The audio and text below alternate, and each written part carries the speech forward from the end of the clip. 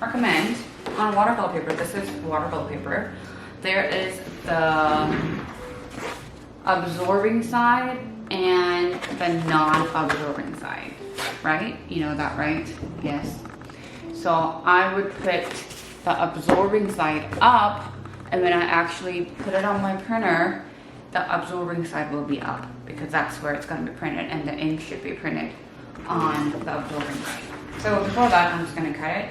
It's still letter size printing paper, Amazon printing paper, and I cut it manually. It's going to be a photograph of Marilyn also, but I'm trying to find something that shows her chest area to enhance that hanbok. Kit is like the color of. You know what? For this part, I'm gonna go with just a portrait look. Like upper body.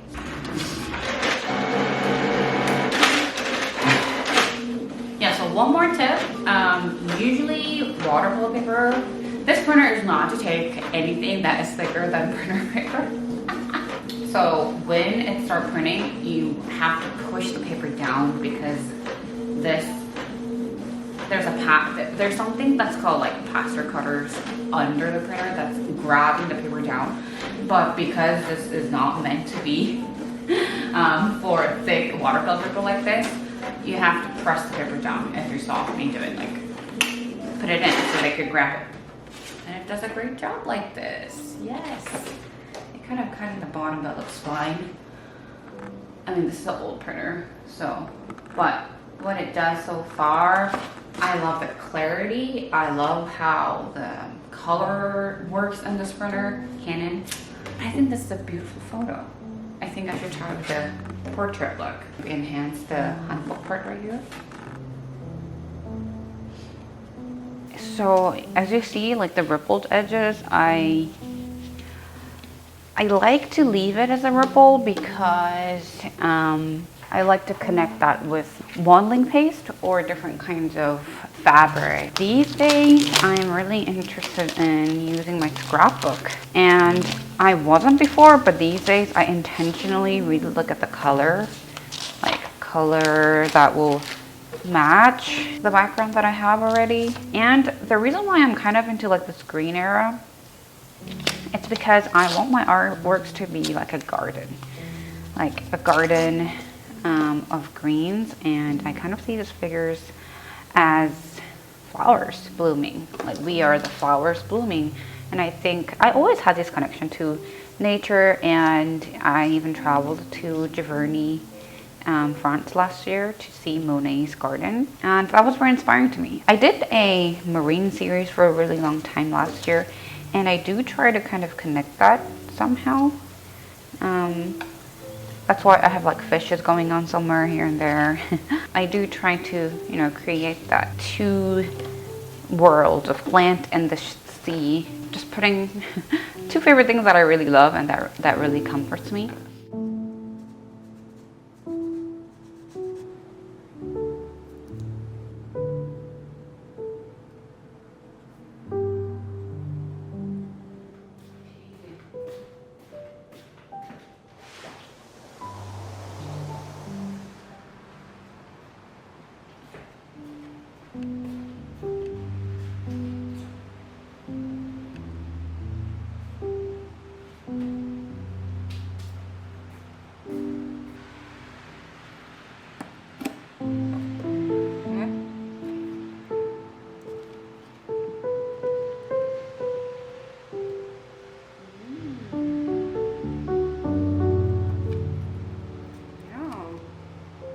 아, 야, 아니네. 나 오늘 이거 진도 안 뺐는데 이거 해야 돼. 오늘 이거 해야 될 것 같아.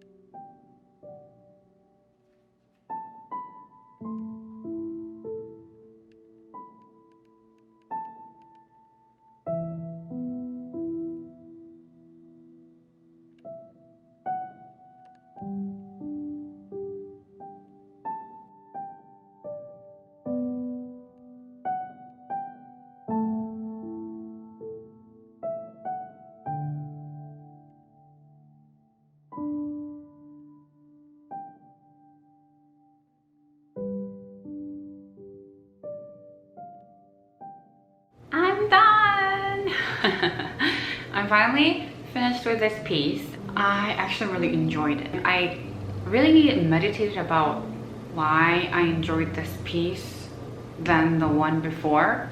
I didn't film this part, but this piece was actually painted upon the previous work on the previous video. Remember the girls, the two figures, actually ripped that off and repainted this.